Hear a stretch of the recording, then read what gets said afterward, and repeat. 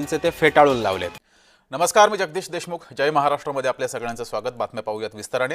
भाजप आमदार गोपीचंद पडळकरांची जीप पुन्हा घसरलेली आहे। पडळकरांनी जयंत पाटलांवर पातळी सोडून टीका केली आहे। यावरून राजकारण तापलेलं आहे। पडळकरांनी जयंत पाटलांच्या वडिलांचा उल्लेख करत खालच्या शब्दात टीका केली। दरम्यान पडळकरांच्या वक्तव्यावरून राजकीय वातावरण तापलं असतानाही पडळकर मात्र त्यांच्या वक्तव्यावर ठाम आहेत। पडळकरांनी माफी मागण्यासही नकार दिलाय।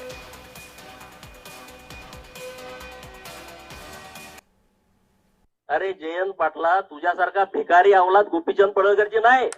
माझ्या ती धमक आहे कार्यक्रम करायची।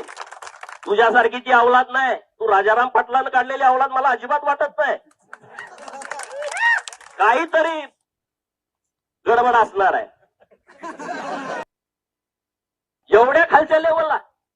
आता माझा दांडियाचा कार्यक्रम आहे गरबाचा, ये माणसं पाठव। डोळं दिपून जाते तुझं कार्यक्रम बघताना। आपल्या वक्तव्याचा राज्यभर निषेध होत आहे। राष्ट्रवादी चला हो द्या मी बोलेन या विषयावर नंतर। अशी मागणी करायला कुणाची कशासाठी असं वक्तव्य केलं मी बोलतो याच्यावर नंतर।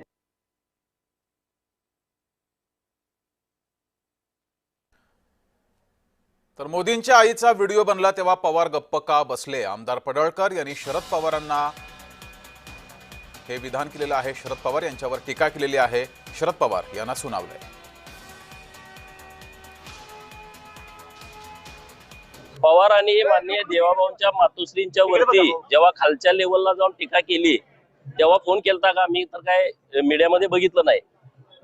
नंतर देशाचे पंतप्रधान जागतिक नेते माननीय नरेंद्र मोदी साहेबांच्या मातोश्रीवरती AI च्या माध्यमातून एक चुकीचा व्हिडिओ तयार केला तेव्हा पवारांनी माननीय मोदी साहेबांना फोन करून निषेध वगैरे व्यक्त केला का?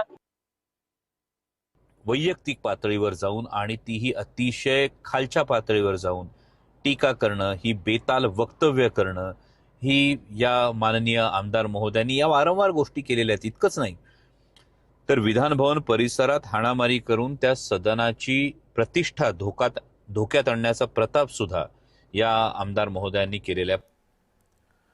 तर गोपीचंद पडळकरांवर कुणाचा तरी वरदहस्त आहे। पडळकरांचा अहंकार वाढलेला आहे। रोहित पवार यांनी पडळकरांवर निशाणा साधलाय। भाजपानं अशा नेत्यांचा बंदोबस्त करावा असंही रोहित पवार यांनी म्हटलंय।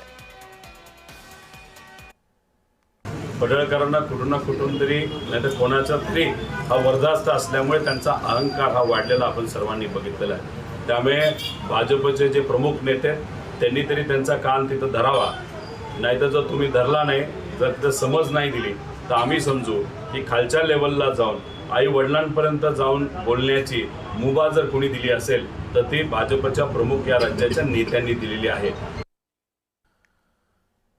तर या प्रकरणी मुख्यमंत्री देवेंद्र फडणवीस यांचीही प्रतिक्रिया समोर आलेली आहे। पडळकरांचं वक्तव्य हे चुकीचं आहे। उत्साहाच्या भरात ते बोललेले आहेत असं मुख्यमंत्री देवेंद्र फडणवीस यांनी म्हटलंय।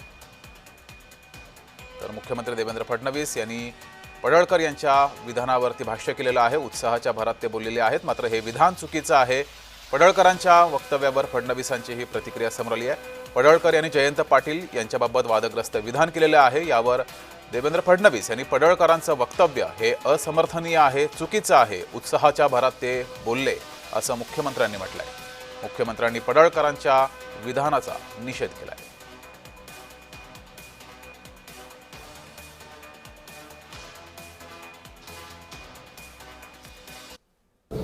गोपीचंद पडळकरांनी जे स्टेटमेंट केलं ते योग्य आहे असं माझं मत नाही।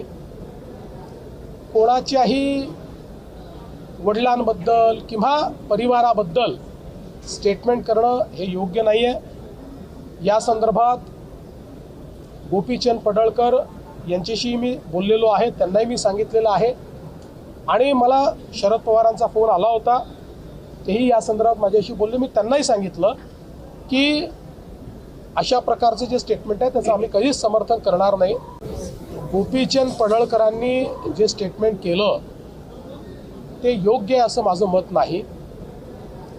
कोणाच्याही वडिलांबद्दल किंवा परिवाराबद्दल स्टेटमेंट करणं हे योग्य नाही आहे। या संदर्भात गोपीचंद पडळकर यांच्याशी मी बोललेलो आहे, त्यांनाही मी सांगितलेलं आहे आणि मला शरद पवारांचा फोन आला होता, तेही या संदर्भात माझ्याशी बोलले. मी त्यांनाही सांगितलं की अशा प्रकारचं जे स्टेटमेंट आहे त्याचं आम्ही कधीच समर्थन करणार नाही.